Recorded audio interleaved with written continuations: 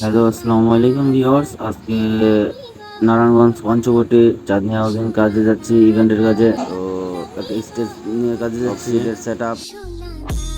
তো এখন কাজ চলতেছে, তো কারিগররা কাজ করতেছে, এই ফাঁকে আমি একটু ভিডিও করতেছি। তো দেখুন কাজটা কিরকম হয় সবাই জানাবেন, কমেন্ট বক্সে কমেন্ট করে জানাবেন।